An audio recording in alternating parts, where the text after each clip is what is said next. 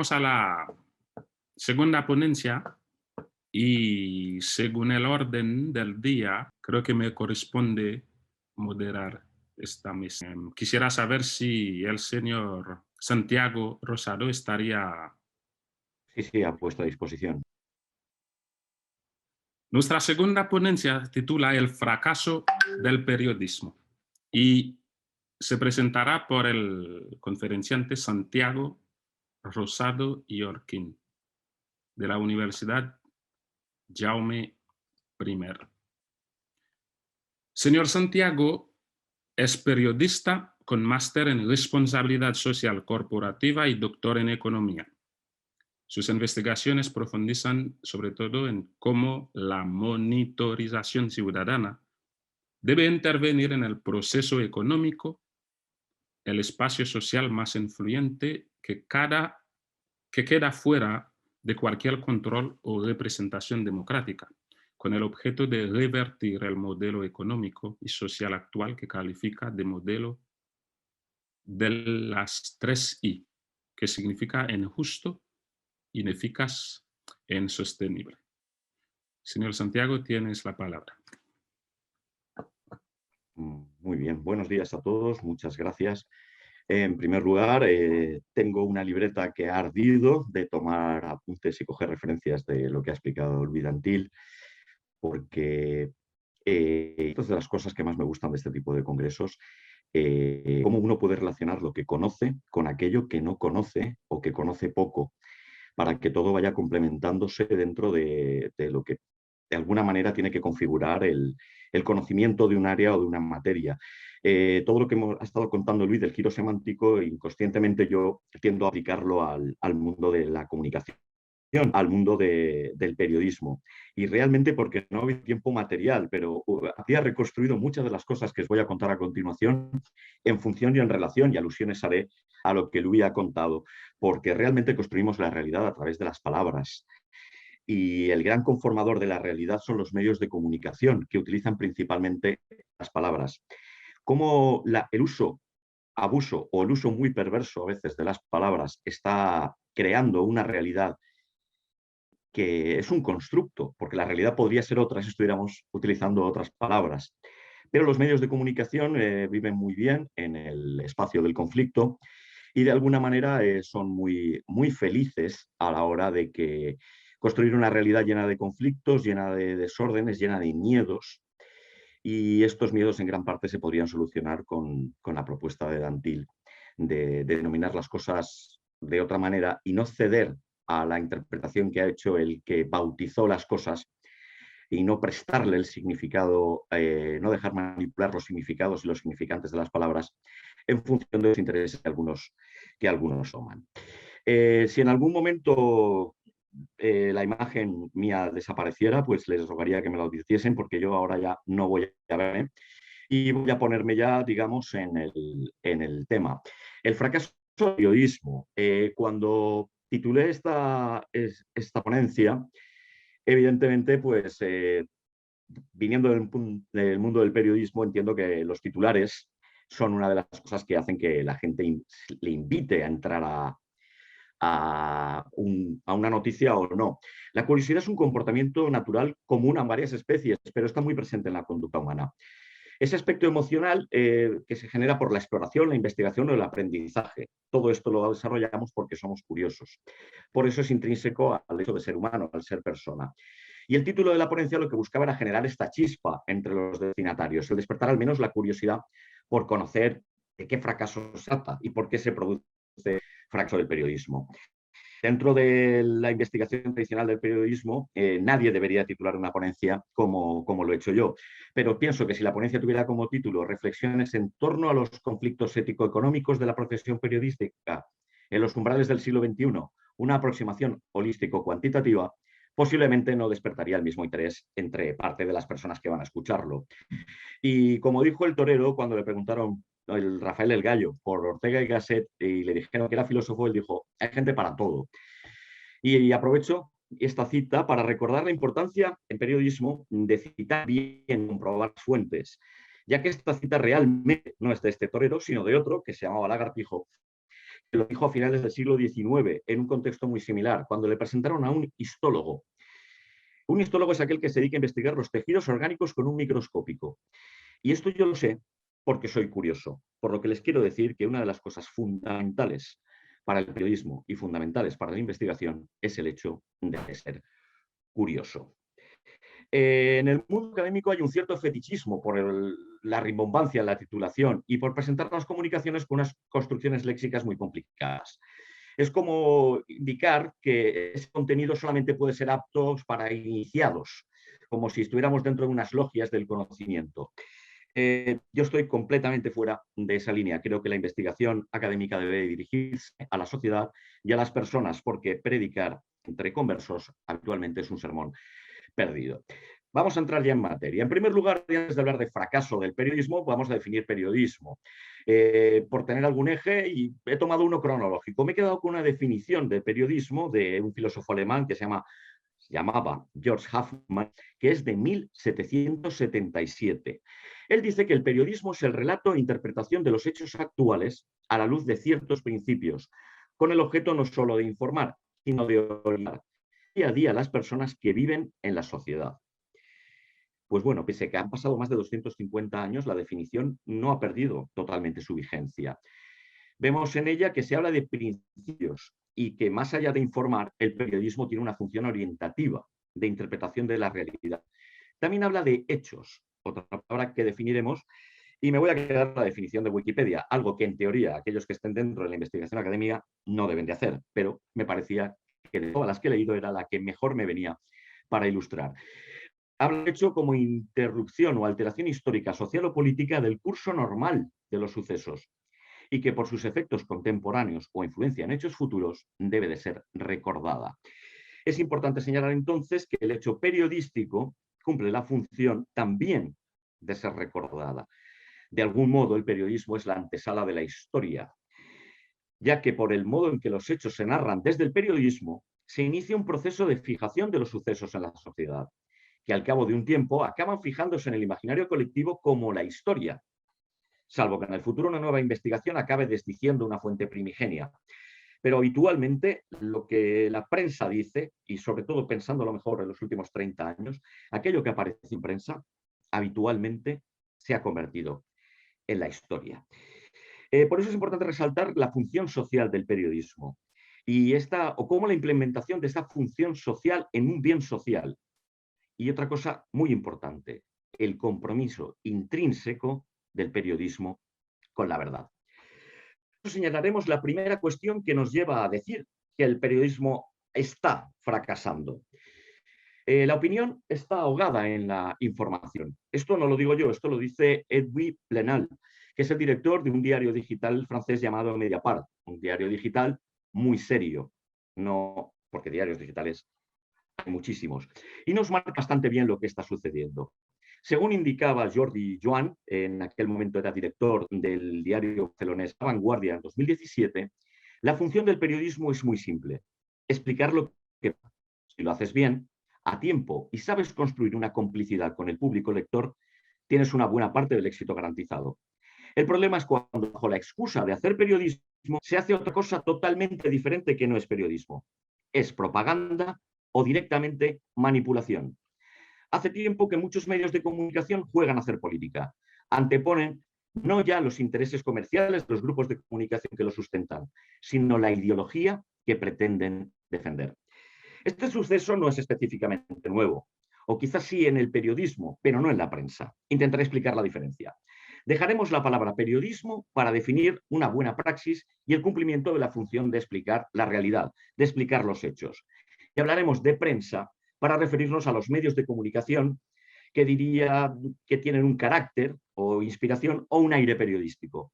En la prensa ya hubo muchos medios que se dedicaban a la propaganda en el pasado.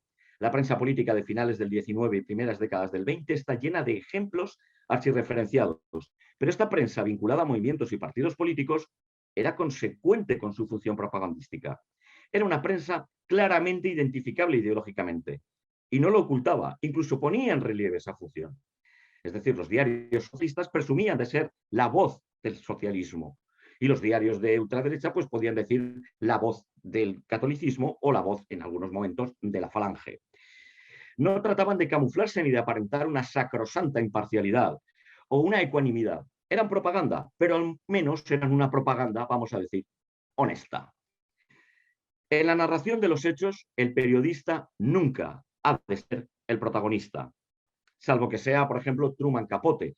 Y aunque los espacios de opinión son habituales y tradicionales en la prensa, deben de quedar bien señalados y diferenciados.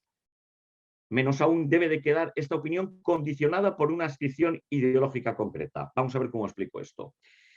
La alusión que podemos hacer es a Marx y posteriormente la desarrolló Lenin. Ellos hablaban de crítica y autocrítica. Y esto tenía que estar tenido en cuenta en los movimientos políticos. Es decir, que incluso estos diarios de propaganda tenían la capacidad de hacer autocrítica de ellos mismos. El que escribe medios de propaganda y renuncia incluso a esta capacidad de criticar o autocriticar su movimiento político, permítanme la expresión, ya no es un periodista, ni siquiera es un activista político, es simplemente un vocero, alguien que da voces. La parasitación de la opinión en la información y el servilismo mediático son síntoma y causa a la vez del fracaso del periodismo. Hablaré a continuación sobre su paulatina pérdida de la función social. Tradicionalmente se consideraba el hecho noticioso, la noticia entendida como la crónica de la realidad, y esto era un bien social. Pero actualmente este bien social se ha convertido en un producto y por lo tanto se le desprovee de su utilidad social para someterlo a las leyes del mercado, a la crematística. Es un producto con el que hacer dinero. La globalización y la concentración de los medios de comunicación en manos de grupos empresariales son dos de las causas de este proceso de empobrecimiento, y lo digo claramente, del periodismo. La globalización, que en sí no es ni positiva ni negativa, vino acompañada de unos cambios tecnológicos que permitieron que las noticias prescindiesen del reposo que acompañaba su realización. Pero por entrar por más detalle, yo ya tengo unos años y empecé en el periodismo antes de Internet. Tradicionalmente el periodista era testigo de unos hechos que después ordenaba, textualizaba e interpretaba en sus crónicas, o incluso el fotoperiodista, cuando tomaba una imagen, posteriormente en el proceso de revelado y editado de sus imágenes, había una pausa que le permitía no estar pendiente de la inmediatez. Pero la tecnología, lo inmediato, ha cortado estos procesos hasta eliminarlo. Y eso ha sido un grave empobrecimiento. El ejemplo es la Primera Guerra del Golfo, un ejemplo paradigmático. ¿Qué palabras hacían falta para ilustrar o reflexionar si las imágenes que nos daba CNN de los cielos de Bagdad encendidos bajo los misiles norteamericanos nos estaban mostrando la realidad de lo que estaba sucediendo?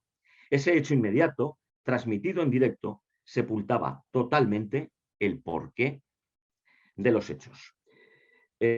También muy habitual y muy referenciado, la caída del bloque comunista supuso el pistoletazo de salida hacia la segunda causa. A partir del hundimiento de un modelo alternativo al capitalista, el capitalismo ha dado hasta gigantarse y dar paso al neoliberalismo. Esto ha favorecido la concentración de capitales y también ha llegado a la llamada industria mediática. Perverso concepto, industria mediática. Volvemos a tomar la información como un bien intercambiable en el que ganar dinero. Al convertirse la noticia en una mercancía más, se desdibuja totalmente su función de bien social. Desde el momento que lo importante es tangibilizar audiencias, beneficios económicos, la información cumple otra función. La competencia entre medios, la avidez por dar las primicias, por tener exclusivas, por captar y mantener audiencias como primer y casi único objetivo, ha desdibujado el objeto del periodismo a un plano muy secundario, muy alejado del tradicional compromiso de dar información veraz, imparcial y objetiva. En palabras del famoso periodista polaco y referente en el buen periodismo, Richard Kapuscinski, cuando se descubrió que la información era un negocio, la verdad dejó de ser importante. La realidad de la sociedad economicista ha dejado en un segundo plano, o en un tercero, o en un cuarto, la función social del periodismo, para acabar presionando o autopresionado por las leyes del mercado y convertir la información simplemente en un bien más que intercambiar.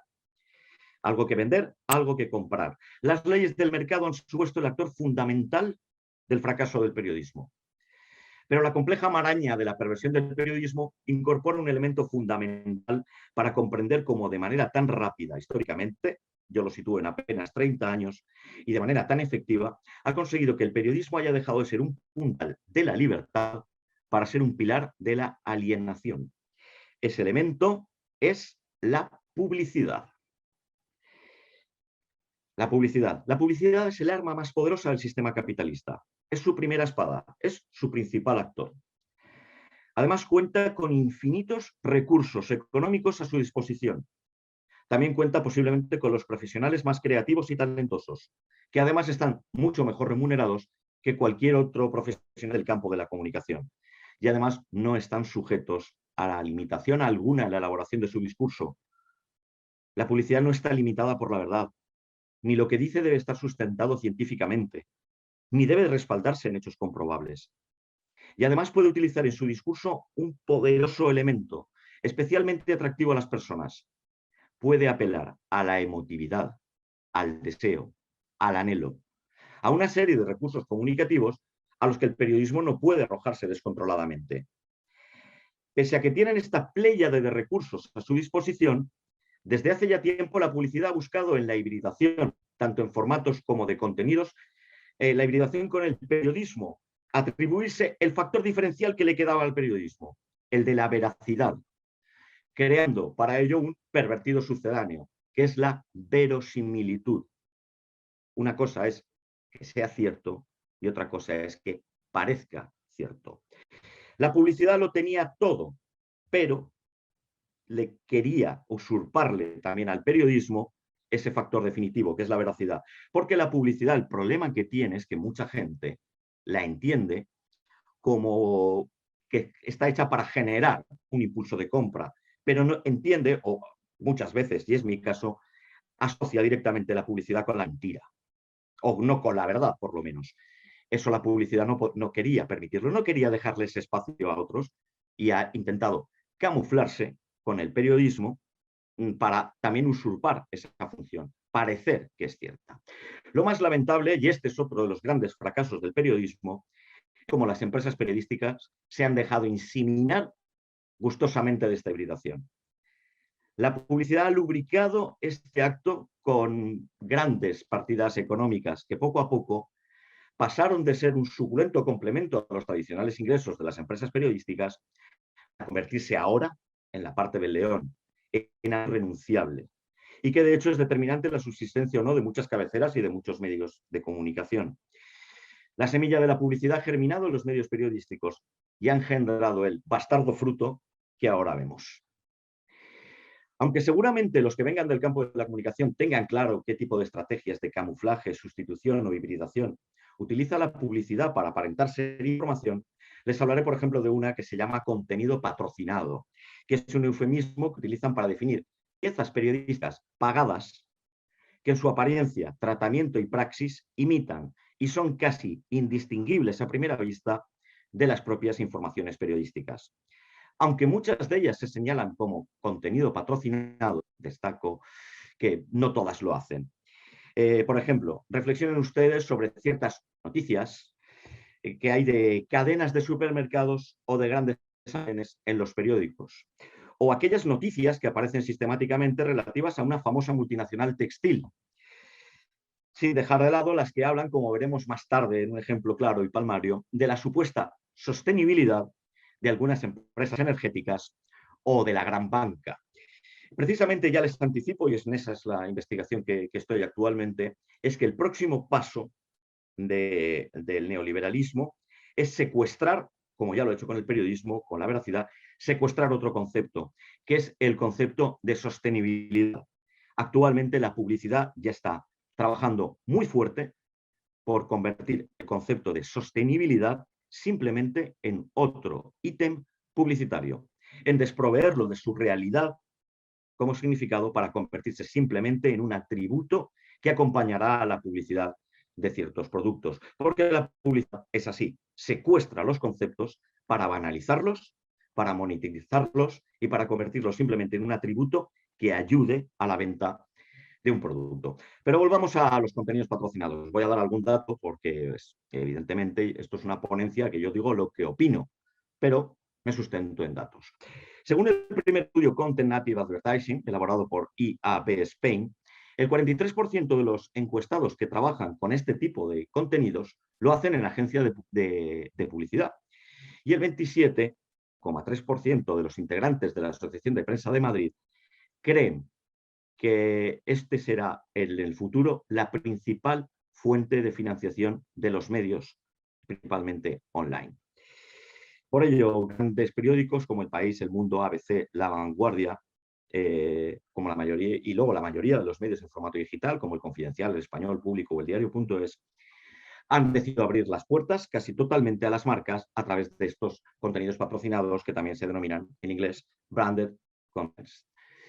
Es cada vez complicado diferenciar totalmente lo que es pura información de lo que es publicidad. Con formatos completamente diferenciados se podía entender bien. Cuando uno cogía un periódico y en un recuadro aparecía compre en casa Manuel, teníamos claro que eso era un anuncio. El principal problema es que la frontera entre puro contenido informativo y publicidad es cada vez más difusa, porque la publicidad sabe que la gente le da mucha más credibilidad y presta más atención a los contenidos informativos que a los publicitarios, que muchas veces desecha. Por ejemplo, en Internet es muy habitual los ad blockers, es decir, herramientas que ya nos permiten directamente deshacernos de la publicidad, porque interpretamos la publicidad es molesta, invasiva y principalmente no nos hace falta. Visto que la publicidad, que debería de camuflarse para seguir metiéndonos su mensaje, ha creado estos branded contests que lo que hacen es imitar totalmente el estilo y la construcción periodística. Algunos medios avisan de que son contenidos patrocinados, algunos lo hacen, pero hay muchas noticias en las que no se dice y que están pagadas claramente por las empresas. Para que lo tengan claro, una parte cada vez más importante de los periódicos que estáis leyendo se realiza en agencias de publicidad y en gabinetes de prensa de empresas.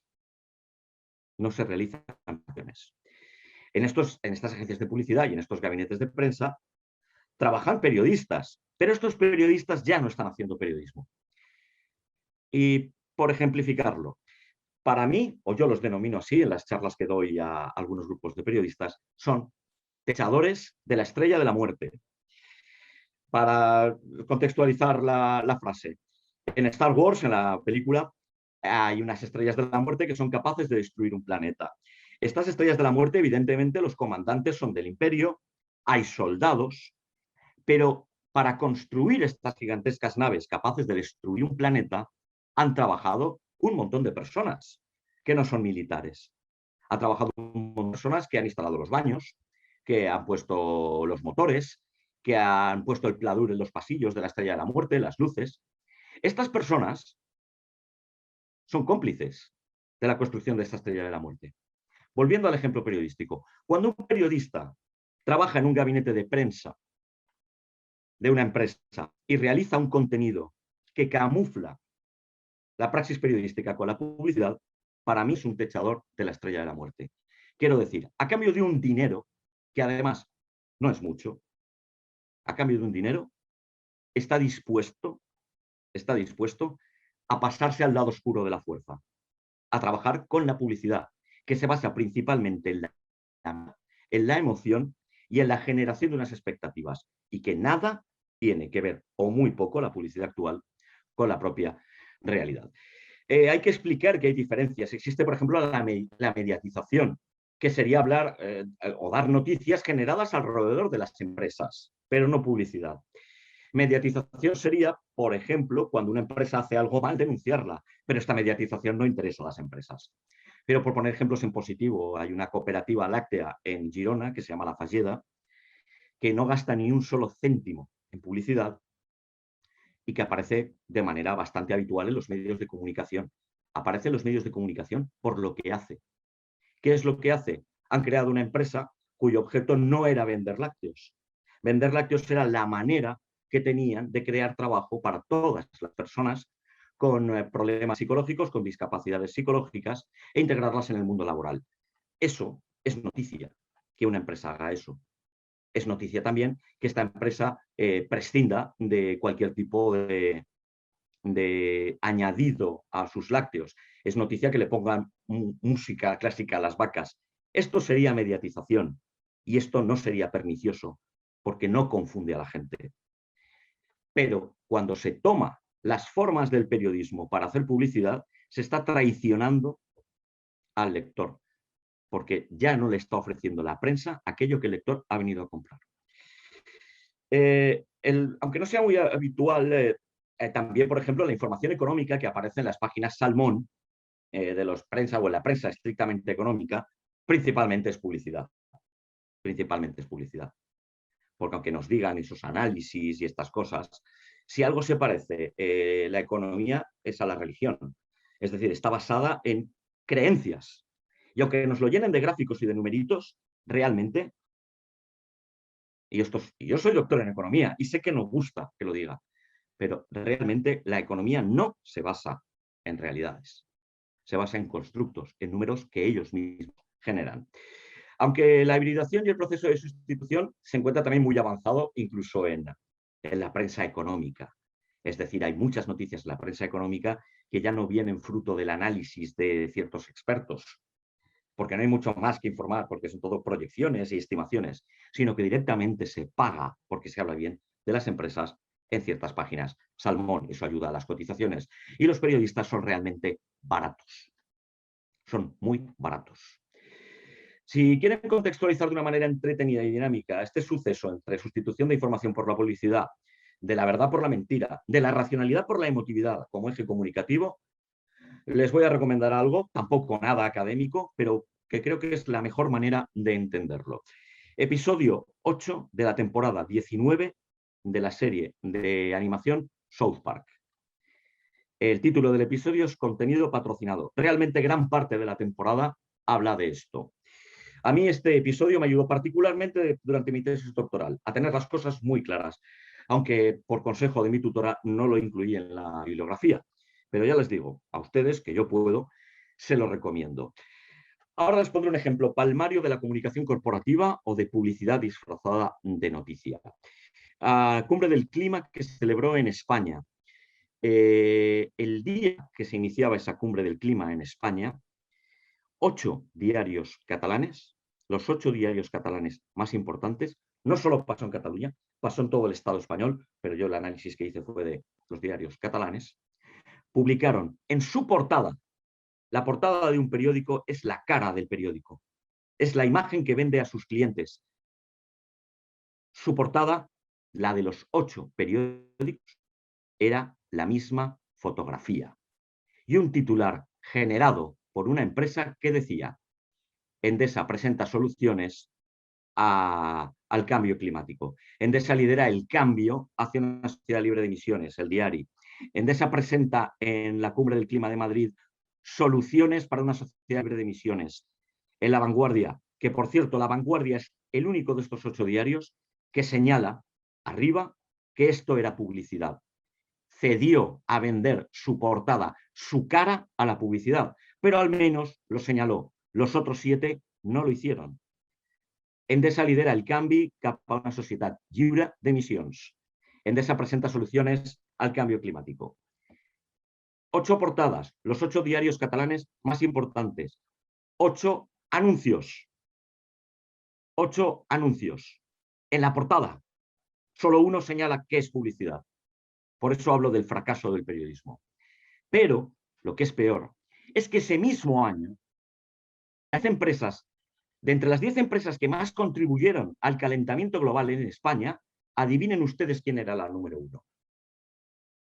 La número 1 era Endesa. Endesa. Y esta fuente sí es una fuente autorizada. Es el Observatorio de la Sostenibilidad de 2019. Endesa emitió 30 millones de toneladas de CO2. El mismo año que la prensa decía que ellos iban a presentar, que ellos iban a liderar el cambio hacia una sociedad libre de emisiones. Y el periodismo les presta su imagen a Endesa para decir esta mentira a cambio de dinero. Como decía Kapuscinski, fracaso absoluto. Cuanto el dinero ha entrado en el periodismo, la verdad ya no ha sido importante. Los diarios y medios de comunicación se han llenado los últimos años de esta perversísima forma de ofrecer información corporativa a través de dos poderosos artefactos: el publireportaje y la información pagada, por lo tanto, publicidad de las acciones sociales o ecológicas de las empresas. En mi especialidad de la responsabilidad social corporativa, me he dado cuenta que la inmensa mayoría de la responsabilidad social corporativa de las grandes empresas es marketing, puro marketing. Lo hacen para conseguir una percepción mejor de sus productos, pero para nada están integrando esa perspectiva social o ecológica dentro de sus modelos de gobernanza. El marketing, la publicidad, es una poderosa herramienta que el periodismo no ha sabido evitar. Dejar en manos del marketing el periodismo es una irresponsabilidad absoluta por parte de la profesión periodística. Por resumírselo mucho, si algo parece publicidad y cumple con las características reconocibles de la publicidad, es publicidad. Y la publicidad e información no son para nada conceptos análogos. Si los consumidores y la sociedad demandan información real sobre las empresas, eso se les debe de ofrecer a través de la mediatización, que los medios hablen de la empresa, o de datos. Pero lo que no se les puede ofrecer es un sucedáneo, que es la publicidad, que es pagar por salir en los medios de una manera determinada, pactada y positiva. Eso sería un error muy grave, porque finalmente las expectativas de los consumidores quedan por debajo de los desempeños de las empresas, con un consiguiente daño reputacional que a estas les supone. Pero ante estos daños reputacionales, ¿saben cómo reaccionan? Con más publicidad, porque es ilimitada. La publicidad no tiene fin. Piensen ustedes al cabo del día cuántos impactos publicitarios reciben. Piensen ustedes lo frustrante que es en ocasiones consumir contenidos en Internet por el exceso de publicidad que hay alrededor de ellos. La publicidad está acabando con la cultura occidental. Por último, hay que señalar que aunque la mediatización, que las empresas ofrezcan noticias por lo que hacen, tiene algún coste de elaboración para las empresas, hay que hacer algo, pero es muchísimo más barata que la publicidad. Publicidad o información, hemos hablado de que no es lo mismo, pero no todo el mundo tiene los conocimientos para distinguirlo. El grupo Marcus, que es un grupo de investigadores franceses, nada ortodoxos, porque ellos también piensan que las instituciones académicas deben de no solo recoger los avances científicos y hablar de ellos, sino realmente implementarlos para transformar el mundo, hablan de una serie de diferencias que nos permiten distinguir publicidad de información. La primera y muy sustancial. La publicidad tiene un coste de publicación o de emisión. La información no. La información se publica de manera gratuita. Y no es un dato menor. La segunda diferencia es que el contenido publicitario está controlado y determinado por el anunciante, mientras que la información los periodistas deben de reelaborar, extractar o incluso, cada vez menos, pueden rebatir o cuestionar esta información. La tercera diferencia es que la publicidad, el espacio y el tiempo dedicado están pactados y establecidos, mientras que la información depende de la relevancia y del interés informativo que cada medio decida. Un medio puede darle a una noticia poco espacio y a otra muchísimo. Por ejemplo, los medios de conservadores de España, si la noticia es de Venezuela, le va a dar un espacio enorme. Pero si la noticia es sobre actuaciones policiales en Colombia, le va a dar un espacio mucho más reducido. Va a depender del interés informativo que quiera darle. La publicidad va pagada. Has pagado un espacio y un tiempo. Ese es el que te van a dar. La cuarta diferencia, y es muy importante, pasa por el lenguaje utilizado. En la publicidad es libre. La publicidad puede utilizar el lenguaje que quiera. Y habitualmente pasa por la evocación y la sugestión. En periodismo debe usarse un lenguaje informativo, un lenguaje periodístico, y tanto la evocación como la sugestión no son precisamente herramientas habituales. La quinta diferencia estriba en que la publicidad, el formato y el diseño son totalmente libres. Puedes hacer lo que te dé la gana.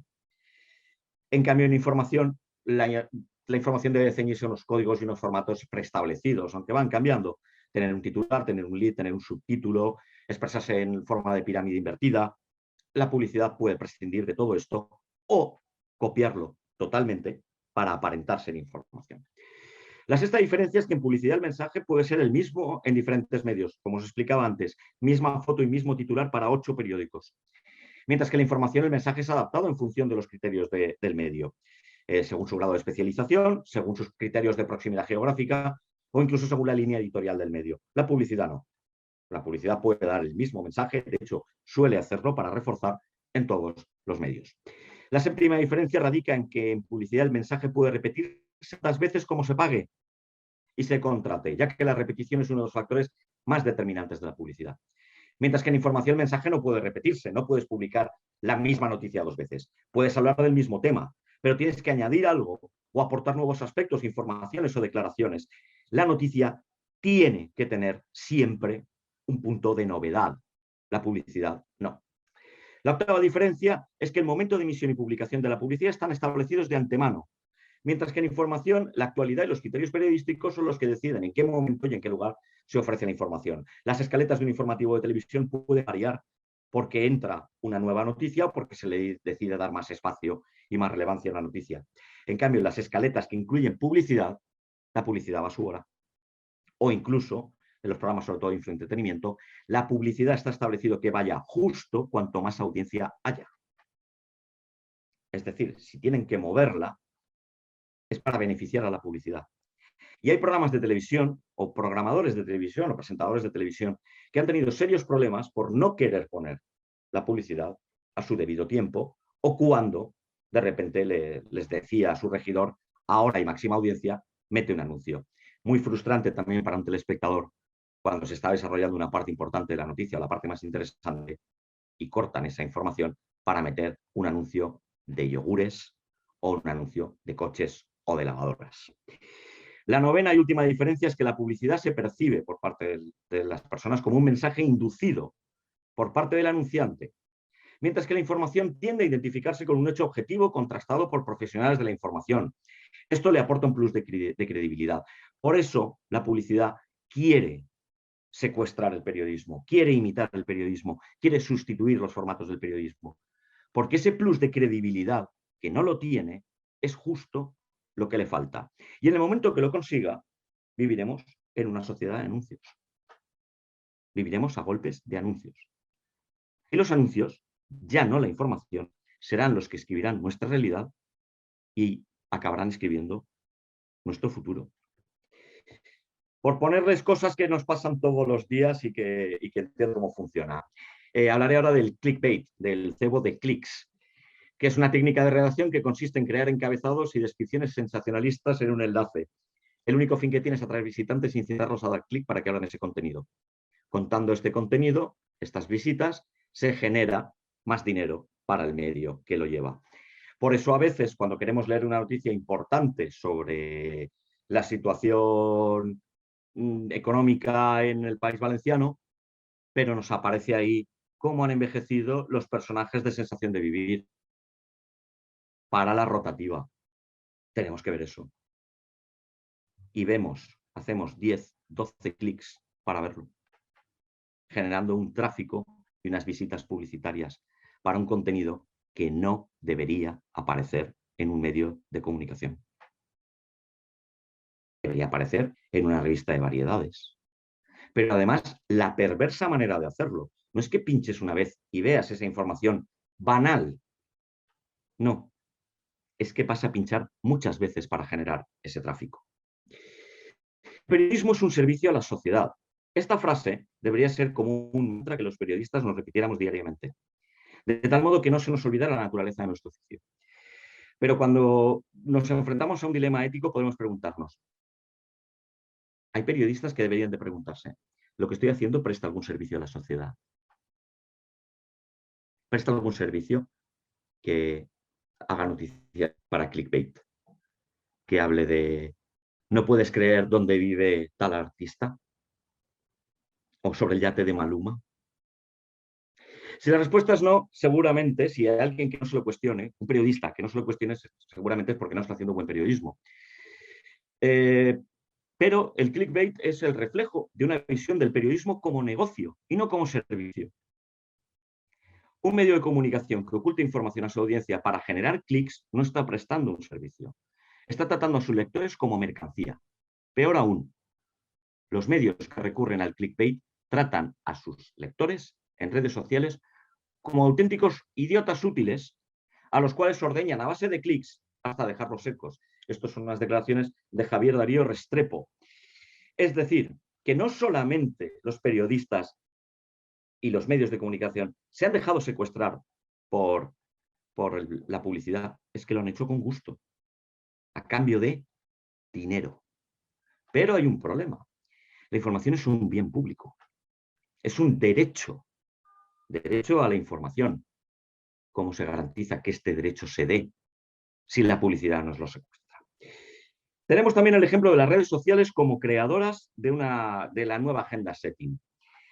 Por ponerles un ejemplo, cuando ningún medio español quería hablar de los problemas fiscales del rey emérito, las redes sociales hablaron de ello. Y finalmente, los periódicos, viendo que las redes sociales hablaban de ello, tuvieron que en sus páginas, de una manera o de otra, tratar el tema. Es decir, ahora los medios de comunicación ni siquiera son capaces de generar la agenda setting.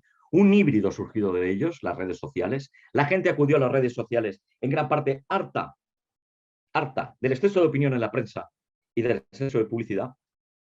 Y las redes sociales tienen más publicidad, más sesgo y menos información todavía.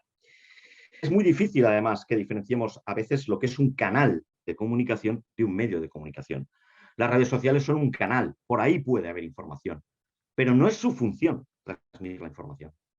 Puede haber algún perfil que lo haga, pero no es su función. Esa es la función de los medios de comunicación. Otro ejemplo que les quiero poner, y vamos a ir apurando ya esta presentación, es que necesitados de dinero, los medios de comunicación, sobre todo digitales, han salido con la suscripción. Si yo antes quería comprar un periódico, pagaba €1 y lo compraba. Ahora puedo suscribirme diariamente, mensualmente. Si alguien quiere leer para contrastar una noticia, al menos 3 o 4 medios de comunicación, estar suscrito, debe de gastar 60 o 70 euros al mes, 40 cuanto menos. ¿Realmente el periodismo cree que la gente va a gastar más dinero en suscribirse a 3 periódicos de lo que está gastando su ocio? ¿Realmente lo cree? Cuando los periódicos capan, esa es la palabra, parte de su contenido a ciertos espectadores porque no están suscritos, realmente lo que están haciendo es tirarse piedras contra su propio tejado. ¿Qué discurso, qué información van a transmitir los diarios de referencia como El País, como La Vanguardia? Aunque La Vanguardia, el tema digital lo lleva menos adelantado que El País. Si la mitad o la mayoría de sus noticias importantes no pueden ser leídas por la gente. ¿Qué están haciendo? ¿Vale? Hay que vivir de algo, desde luego, pero este modelo de suscripción creo que a la larga les va a salir realmente bastante mal, porque les va a quitar la posibilidad de que la gente los lea. Y cuando la gente no pueda leer la noticia interesante en El País, va a acabar leyendo en un medio libre esa misma noticia tratada por otra persona. Entonces ahí creo que también, vuelvo a decir, los grandes medios están disparándose contra su propio pie por el tema del dinero. ¿Cómo solucionar esto? Pues no sé ustedes, pero yo pago una conexión de internet de 45 euros y realmente no la pago por el número de bytes que puedo transmitir ni de ella. Lucecitas verdes. Yo no pago por eso. Pago por los contenidos que a través de eso puedo obtener. De ahí es de donde debería pagarse gran parte del periodismo. Porque lo que realmente hacemos con esos bits, con esa posibilidad de meter datos en nuestro módem, es contar información, también entretenimiento, pero información. Es decir, yo no tengo un Movistar o no porque me guste, sino porque por Movistar o por no puedo consumir La Vanguardia, El Mundo, ABC, New York Times, BBC. De ahí considero que debería de pagarse gran parte del periodismo para liberarlo de la presión y de la necesidad de la publicidad. Finalmente les voy a hablar de que Internet está cambiando nuestras mentes. Hay un libro fantástico de Nicholas Carr que se llama Superficiales, que está haciendo Internet nuestras mentes, que lo que viene a decir es que al margen de las consideraciones sobre qué tipo de contenidos nos hacen más o menos estúpidos, lo que sí puede ver ya es un cambio claro en el modo de lectura. Cada vez nos cuesta más leer de manera profunda. y la lectura en Internet es una lectura superficial. Además, los estudios señalan que el uso de las nuevas tecnologías, de nuevos dispositivos, se nos bombardea a base de impulsos sazonados con videoclips, vídeos musicales, titulares cortos, fotos, GIFs. Todo esto está disminuyendo la capacidad de concentrarnos en una tarea por un periodo prolongado. Nos está haciendo menos reflexivos, más emotivos. Y no es un tema menor. Daniel Goleman, un psicólogo, en su libro Focus, de Height and Drive of Excellence, identifica la capacidad de concentración como uno de los grandes factores de éxito, con independencia del ámbito del sector en el que se opere. Un síntoma claro del anterior es la pérdida de interés por leer los grandes clásicos. ¿Quién se coge ahora a Ana Karenina? Puede leer Pepín Futbolista o puede leer el libro de Sergio Ramos. En general, consideramos que el tiempo y esfuerzo que exige leer a Tolstoy, o no les digo yo, a Proust, no compensa. No compensa. Podemos emplear este tiempo en hacer cosas que juzgamos mucho más productivas, que es leer un montón de cosas más sencillas. Los libros cada vez son más finos, las novelas cada vez son más finos, los capítulos de las novelas cada vez son más cortos. La profundidad del lenguaje cada vez es menor. Hemos sustituido la lectura profunda por lo que Carr llama una mentalidad malabarista, que es tener la cabeza más o menos como el escritorio del ordenador. Varios programas abiertos, vamos escuchando música, contestamos un email, muchas ventanas abiertas, el móvil cerca, multipantalla, el Facebook, Twitter, Instagram, la multitarea. Es un mito. La multitarea no focaliza y la multitarea no da un gran resultado. Lo cierto es que varios estudios demuestran que este tipo de cultura nos empuja hacia un pensamiento apresurado, una lectura somera y una capacidad de análisis cada vez más superior. Un problema que añadimos a todo lo anterior. Entramos en un bucle muy adictivo que se va retroalimentando de manera imparable. Es decir, consumimos contenidos cortos, simples, resumidos, acelerados, apresurados, descontextualizados. Hay temas que no se pueden explicar en 140 caracteres. Ahora estamos creando una cultura del clic, del unfollow y del like. Tenemos mucha facilidad para con muy poca información decir me gusta o no me gusta. Polarización, sin reflexión, sin debate profundo sobre las cosas. Una sociedad que tiende al blanco y al negro, sin escama de grises. Y una sociedad, y es mi opinión, de idiotas. Si además los medios de comunicación, que son los que nos deben de explicar los hechos, para que luego transformen nuestra sociedad, porque a través de del lenguaje se codifica y se forma la sociedad. Si los medios de comunicación entran perfectamente en este juego del reduccionismo, de la falta de contexto, de camuflarse con la publicidad, ¿qué están haciendo? ¿Dónde está su interés público? Si la información es un derecho, ¿dónde podemos ejercer ese derecho? Si ya hemos visto que además para tener una pluralidad de medios de comunicación debemos de suscribirnos, quien pueda, a un montón de medios. ¿Qué nos quedan? Nos quedan los medios públicos. Pero ¿pueden únicamente los medios públicos garantizar el derecho a la información? Y además, medios públicos. Un medio público es la BBC, que por cierto el otro día puso a disposición de todo el mundo su banco de sonidos excelente, increíble, de cientos de horas, para que la gente los use. No se los vendió a una marca de cereales. Y luego, por ejemplo, también es un medio público Telemadrid, que lo que hace es entretenimiento y propaganda.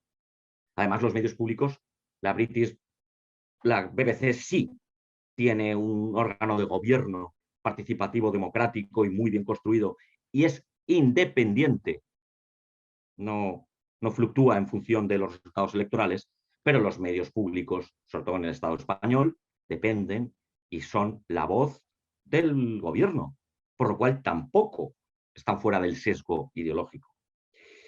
Con todo esto, ¿qué les quiero decir? Que el periodismo ha fracasado. Y yo soy periodista y es muy triste, porque como decía García Márquez, este es el oficio más bonito del mundo. Pero lo hemos perdido. Nos lo hemos dejado quitar. Ha sido más importante ganar dinero no los periodistas, que están muy mal pagados. Ganan menos los periodistas ahora que hace 20 años. ¿Quién está ganando el dinero del periodismo? Las grandes corporaciones que se han quedado los periódicos. Grandes corporaciones que son las mismas que llenan y rellenan de publicidad esos mismos medios. Grandes corporaciones que son las mismas que dicen quién gobierna o a qué partido hay que votar. Grandes corporaciones que están en los medios públicos. Es decir, a través de la información, a través del lenguaje, nos están secuestrando la democracia. Y eso es muy grave. Y que el periodismo se haya posicionado con aquellos que quieren secuestrar la democracia y no con aquellos que quieren mantenerla libre, para mí es un grandísimo fracaso. Muchísimas gracias por su atención y si tenéis alguna pregunta estaré encantado de responderla. Muchas gracias, señor Santiago, por muy enriquecedora y espero que todos y todas hemos podido disfrutar de los diferentes conceptos y elementos que el ponente había transmitido a través de ello. Si alguien tiene alguna pregunta o comentario o quieren desmentir al señor Santiago o incluso debatirlo, es la hora de hacerlo. Y adelante. Hola Santi, enhorabuena por la ponencia también. La verdad es que ha dicho muchas cosas que estoy de acuerdo. Creo que sí, que ahora mismo los medios de comunicación quizá deberían tener una labor más conciliadora perdón, que polarizadora. Y sobre todo me llama la atención el caso de Endesa, ¿no? Como soy muy malo, ¿no? Por ejemplo, hablando en términos así coloquiales, pero me comprometo a no ser tan malo, ¿no? Me comprometo y hacer la publicidad, ¿no? en todos los medios. La verdad es que es chocante como la estadística, ¿no? De 8 medios, de 8 periódicos, solo en uno se avisa que es publicidad y que no es noticia. Sí, realmente ese ejemplo, máximo. Y además es que era no solamente que estaban ofreciendo publicidad por información, sino que el intento final era secuestrar el concepto de sostenibilidad. Es que la zorra se quiere vestir de gallina y eso es muy peligroso. Interpreto que si no hay preguntas es que todo el mundo está de acuerdo o que la gente está haciendo clickbait. Bueno, déjame hacer una pregunta. Adelante. Bueno, ante todo, muchas gracias al doctor Santiago. Me ha llamado mucho la atención el tema y creo que ese tema está muy conectado con el tema anterior de lo que Luis acaba de decir. Luis en su propuesta ha hablado de 3 elementos fundamentales. El primer elemento es la concientización. Y yo creo que dentro de la concientización los medios de comunicación deben jugar un papel importante. Y puesto que los medios de comunicación han fallado de su vocación, de su objetivo, entonces mi pregunta como periodista y economista también, si tuvieras que hacer un cambio, una reforma, una propuesta, ¿qué dirías, qué responderías, qué harías? Ya que sabemos todos que los medios de comunicación tienen poder para construir y deconstruir también. Entonces, para construir una sociedad más justa, más equitativa, más positiva, como periodista, ¿qué dirías a nosotros? Como periodista, considero que si los medios de comunicación fueran independientes realmente, ya sería, no se permitirían según qué barbaridades y qué discursos. Eso sería ya un gran cambio. Para que estos medios sean independientes deben de tener una posibilidad económica de financiarse. Y también considero que la publicidad debería tener algún tipo de límite. Hay un observatorio, una autorregulación de la publicidad que no vale absolutamente para nada, porque la hacen ellos y la hacen poco. Si se estableciera bien claro qué es publicidad y qué no, y eso permitiera financiarse a los medios podrían ser libres, contar la verdad, y eso ya sería un gran avance para los cambios sociales. Más allá de eso, particularmente yo, lo tengo muy claro. Lo que de verdad deberíamos de tender es hacia un cambio total del modelo económico, que es un absoluto fracaso. Fracasa en todo y no está al servicio de las personas. La economía es una herramienta, no es el fin de nada. Es una herramienta para el progreso de las personas, pero la han pervertido totalmente. Se ha convertido en el fin. El fin es dar buenos indicadores económicos. Y los buenos indicadores económicos principalmente se basan en el expolio sobre la naturaleza y en el expolio sobre las personas. La riqueza está construida en torno a eso, al expolio de la naturaleza y al expolio de las personas. Y eso no es una herramienta de progreso social.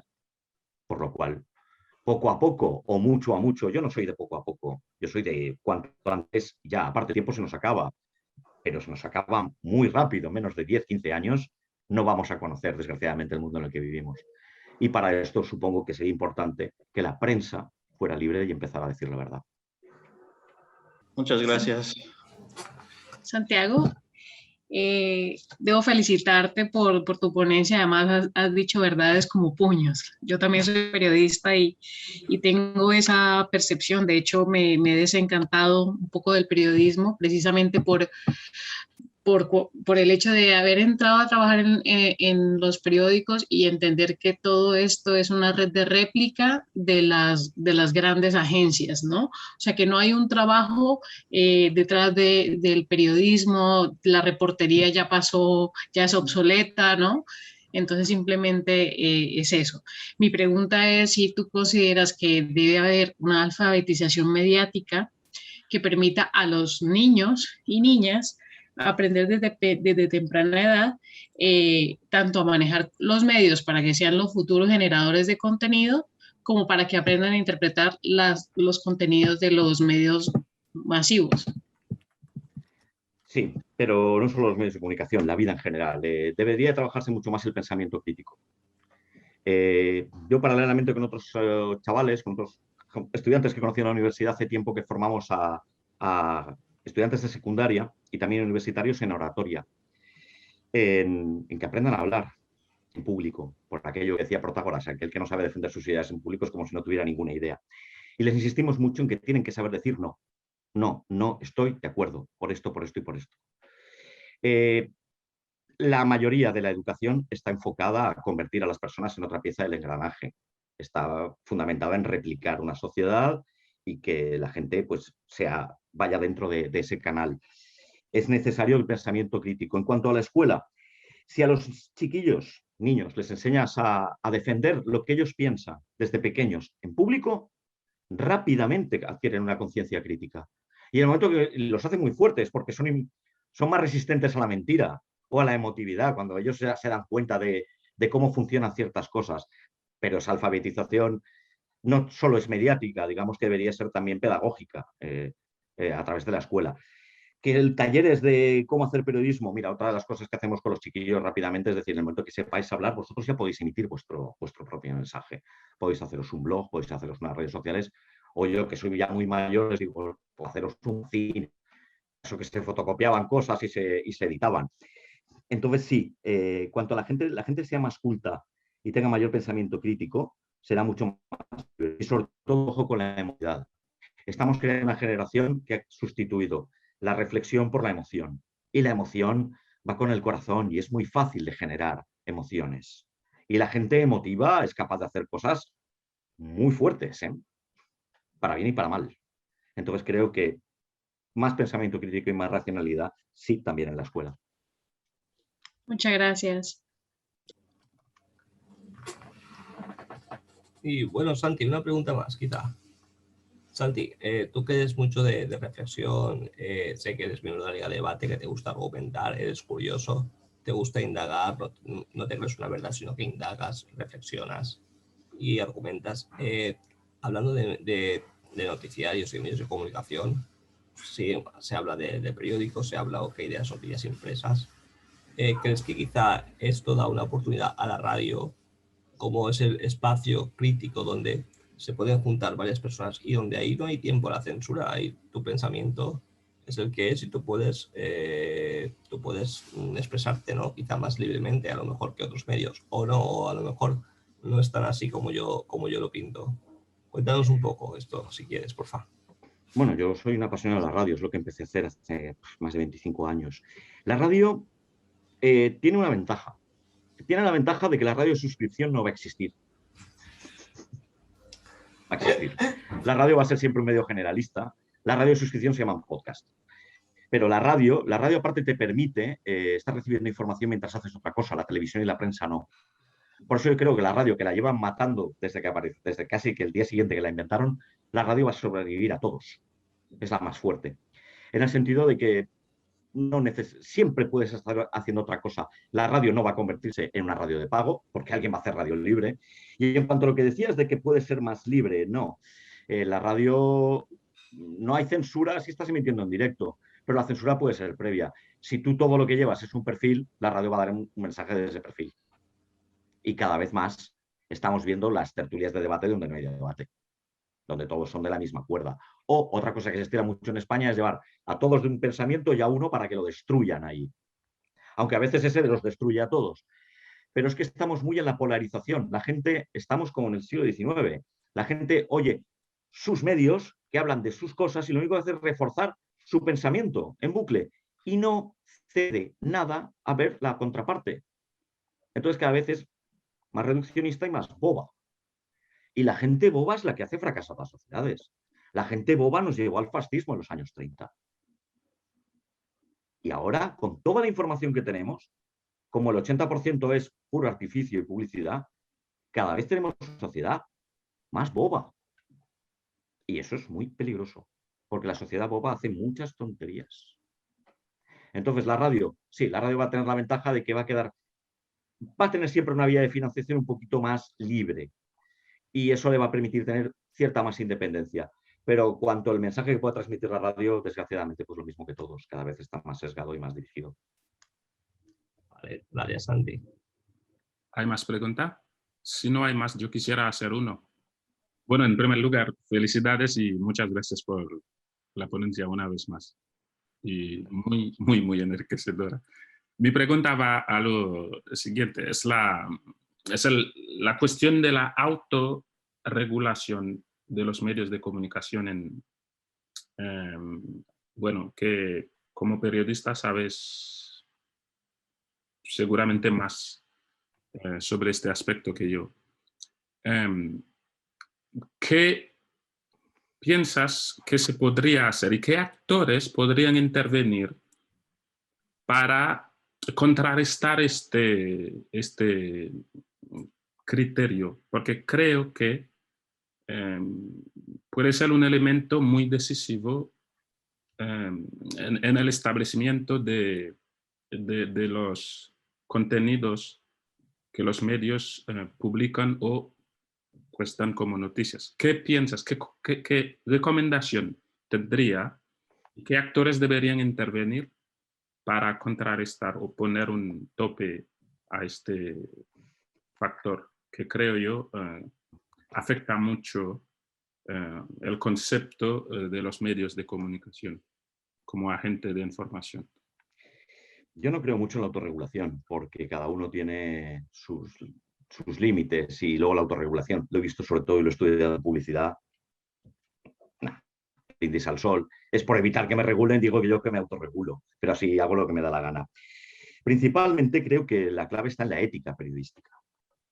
Lo importante es que los periodistas fueran éticos, pero es un deseo, pero no se puede tener un control sobre ello. Serían las audiencias las que deberían delimitar esto. Cuando alguien rompiera con los códigos de la ética periodística, cuando alguien abusara de la mentira, simplemente lo que debería hacer es dejarse de consumir su producto. Pero eso también es difícil, porque hay gente que le gusta que lo talibanicen y que lo radicalicen. Yo cuando empecé en periodismo me acuerdo que un viejo corresponsal, un señor que tendría pues a lo mejor 50 años más que yo en aquel momento, me dijo: di siempre la verdad y no le faltes el respeto a nadie. Así nunca tendrás que retractarte. Tan fácil como eso. Yo procuro decir siempre la verdad y no faltarle el respeto a nadie. Y jamás me he tenido que retractar. Y digo lo que pienso y intento ser duro. Duro con lo que tengo que ser duro, pero no me hace falta mentir ni me hace falta faltar al respeto. Con esos dos parámetros, el decir, el de no faltar a la verdad y no faltar al respeto, creo que ya prácticamente está todo conseguido.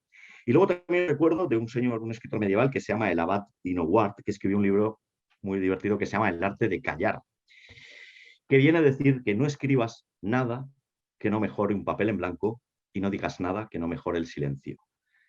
Aplicando esas dos cosas, considero que ya no necesitamos muchas más regulaciones. Estaríamos hablando de calidad de lo que dices, di algo que valga la pena, di la verdad y no faltes al respeto. Y que considero que simplemente con eso, con esos 3 parámetros muy sencillitos, realmente el periodismo mejoraría mucho. Siendo que no haría falta más regulación, sino mejorar la ética periodística para fomentar buenos contenidos. En resumen, quisiera... Justo eso. Yo no estoy a favor de que nos regulen. A mí no me gusta que haya muchas leyes. La gente debería de regularse ella sola. En el sentido no de regularse, de vivir en sociedad es no abusar de las demás personas. No extralimitar tu libertad para que sea un problema para otros. Que no vayas, el tú no esté por delante del todos. Si eso lo interiorizamos, realmente necesitamos muy pocas leyes. Si todo lo convertimos en leyes, normas, al final siempre buscaremos la trampa, la manera de saltarlas, la manera de... Estaremos en un juego sin fin, en un juego de unos poniendo normas y otros intentando salirnos de ellas. La vida es mucho más fácil, mucho más fácil. Y pasa principalmente por la libertad, pero la libertad va unida totalmente a la responsabilidad.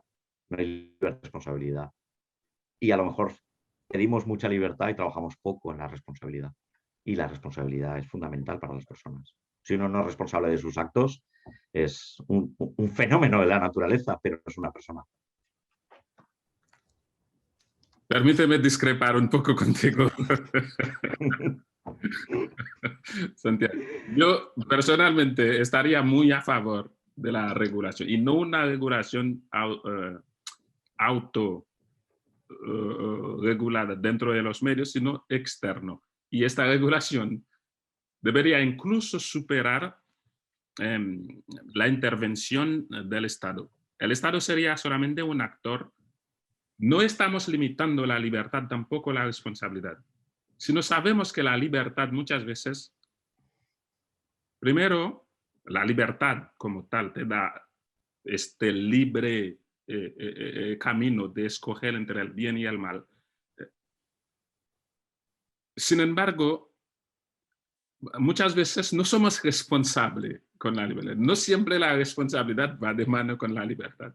Y creo siempre que pasa esto, por el hecho mismo de ser humanos, si nos ponemos dentro de las tantas definiciones que tenemos, como un ser, o como un animal sociable o razonable, lo que sea, económico, cualquier forma de animal que somos, vamos a llevar esta libertad a la ruina y sobre todo a lo que más conviene desde el punto de vista utilitarista.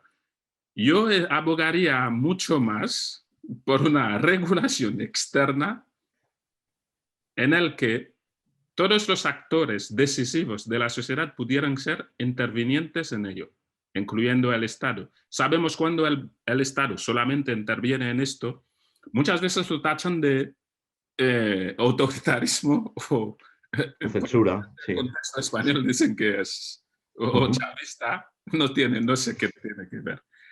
Y tantos apellidos y apodos que lo dan, pero yo abogaría por una regulación externa y que desde las estructuras sociales más básicas, la familia, las empresas, el Estado sobre todo, las academias sobre todo, la academia, la universidad. ¿Por qué estudiamos? ¿Por qué producimos conocimiento? ¿Por qué investigamos si luego no podemos poner estas cosas o no podemos recomendar para que las cosas van a lo mejor?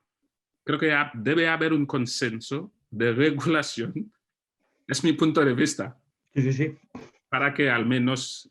Y creo que los medios de comunicación son uno de los pocos sectores donde ellos hacen lo que les dan la gana, cuando quieran, de la forma que quieran, sin que nadie les diga nada. Y cuando alguien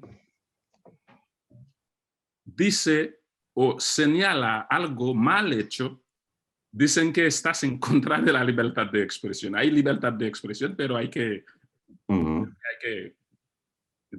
unos límites de la libertad de expresión. Sí, pero los límites ya vienen marcados por la ley.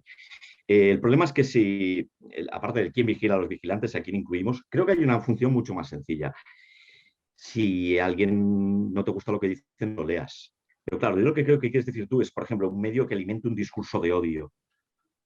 Que algo, se supone que hay una ley, pero claro, la ley también la hacen los jueces. Aparte de dejar de consumir ese medio de comunicación, que ya podría ir bien, pero vamos a pensar que hay gente que le encanta ese discurso de odio y lo sigue comprando.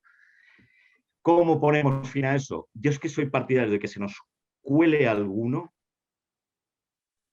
antes de que, por poner limitaciones, silenciemos a alguno. Y me da mucho miedo porque a veces se crean las leyes con un espíritu, pero luego vienen los gobiernos y con esas mismas leyes acaban en la represión. Considero que la autorregulación no es suficiente, considero que lo regule el Estado es peligroso, que hubiera un observatorio de medios de comunicación podría ser positivo, pero luego esos órganos realmente son representaciones de partidos, son representaciones de colectivos. Entonces el tema es complejo. Yo optaría por no reglamentar nada, que está la ley, es decir, que dé un discurso de odio, que se le aplique la ley de discurso del odio, el que mienta o difame, se le aplique la ley por mentiras y por difamación, y también la responsabilidad individual de los consumidores de noticias, de decir, esto es mentira, no me lo voy a creer más. Pero ahí, desde luego es un tema complejo, no es un tema que podamos hacer un Twitter y darle like o no like. Es un tema complejo y mira, pues a lo mejor para posteriores eventos académicos sería un buen tema para reflexionar sobre cómo debería reglamentarse o limitarse la libertad de expresión, aunque limitar la libertad de expresión no debemos de decirlo nunca, pero de cómo deberíamos de reglamentar que el periodismo no cometa abusos y no falte a la verdad. Admitiendo la complejidad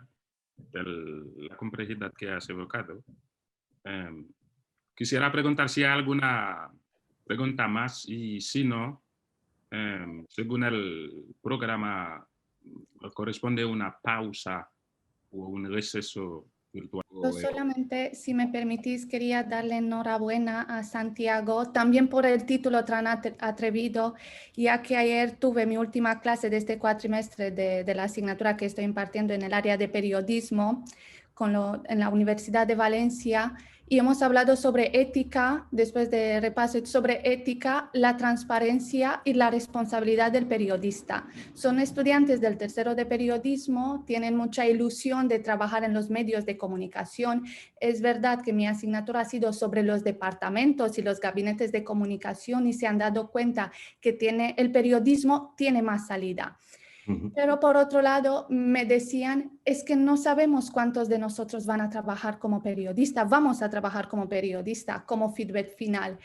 Y por un lado, me dolió, yo estoy titulada en periodismo por una universidad de Rumanía, yo he venido aquí después y sé que es difícil en el campo de trabajo, pero ellos tienen tienen miedo no solamente que no van a trabajar en un medio de comunicación, sino que no van a poder ser buenos periodistas, porque nosotros asociamos el periodista al medio de comunicación para el que trabaja, pero hoy en día con la precariedad de trabajo, muchas veces tenemos que trabajar, puede ser en medios de comunicación locales o nacionales, y no siempre estamos de acuerdo con la política editorial de este medio, pero hablamos del trabajo. Y es verdad, yo creo también que tenemos que ser nosotros, en primer lugar, como periodistas transparentes, de tratar de respetar los códigos éticos, tanto de la comunicación como del DIRCOM. Y no sé, creo que hemos visto en estos últimos 30 años una evolución, pero también una involución, porque no hemos cambiado tanto. El mismo discurso sobre la inmigración está ahí, sobre la diversidad está ahí, sobre las diferencias, pero aún más tenemos otro discurso que nos dice siempre, hay una desinformación, fake news en los medios de comunicación. Entonces, por eso quería completar esta presentación y decir que el fracaso del periodismo creo que tiene que quedar ahí, y pensar cómo podemos cambiar ese fracaso y cómo podemos mejorar como periodistas hoy en día, para nuestra audiencia, lo digo. Y la ilusión, por eso lo estaba pensando en los alumnos y en su feedback. Ya que... De mi promoción de periodismo, de 70, creo que 3 trabajan en medios de comunicación normales. El resto están en otras cosas. 3 de 70, es decir, ya se producían muchos periodistas, quizás no. Pero lo que tienen que tener claro los estudiantes de periodismo es, una cosa es hacer periodismo y otra cosa es trabajar. Esto, tienes razón. Aquí estoy de acuerdo contigo y les explico, pero que como tienen un miedo a la precariedad y tienen un miedo al trabajo y a ser buenos, que muchas veces como que viendo que acaban 70 o se gradúan 70, de los cuales solamente 5 o 6 pueden llegar a trabajar en los medios de comunicación, les asusta o no sé, hay... Que hagan periodismo fuera del trabajo. Quiero decir, gran parte del periodismo mejor que se está haciendo ahora lo está haciendo gente que se ha hecho su propio medio o que no puedes, o que luego tienen que trabajar en una gasolinera. Es duro, pero ese es el precio de la independencia. Y si lo que no deben de hacer nunca es que pongan su cara, su firma y su voz en algo con lo que no estén de acuerdo o con lo que crean que es mentira. Eso no lo deben de hacer. No lo deben de hacer. Que le digan a su jefe que salga él y dé la noticia. Y tener, para un trabajo de 800 euros, que es lo que cobra un periodista, hombre, hay gente que está en una situación que no puede decir que no. Pero habitualmente podemos decir que no. Y si todo el mundo dijera que no a ciertos trabajos no se harían. Es el ejemplo de los techadores de la Estrella de la Muerte que os ponía. Yo no voy a ser un techador de la Estrella de la Muerte. Es que tengo que trabajar, es que no tenía otra posibilidad. ¿Seguro? ¿Seguro? Es que a lo mejor prefiero no tener nada y a lo que estoy renunciando es a ciertos lujos por mi independencia, pero yo no quiero participar. Yo no trabajaría en según qué medios. Nunca. Jamás. Bueno, tampoco creo que ciertos medios contarán nunca conmigo. Eso también lo sé. Pero desde luego creo que un periodista lo que no debe sacrificar nunca es su independencia y su compromiso con la verdad por dinero. Porque ese dinero es sucio. Y yo particularmente tengo claro que va primero. Pero respeto que alguno quiera ser techador de la Estrella de la Muerte. Pues bueno, de todo tiene que haber. Pero no será un buen ejemplo de periodista. Gracias por tu respuesta y por tu implicación en todo este debate, y estoy de acuerdo contigo. Creo que lo más importante es tratar de ser lo mejor que podamos como periodistas, transparentes y decir siempre la verdad, porque esto nos enseña en la primera clase de periodismo, en el primer año, comprobar la fuente 3 veces, y finalmente poco a poco como que perdemos ese ánimo, pero al final tenemos que encontrar un equilibrio y hacerlo bien. Y gracias otra vez. Quisiéramos tomar más preguntas, sin embargo, nos queda solo 5 minutos. Así que desde sus casas u oficinas, donde estáis, tómense un café. Gracias por haber participado en la primera sesión.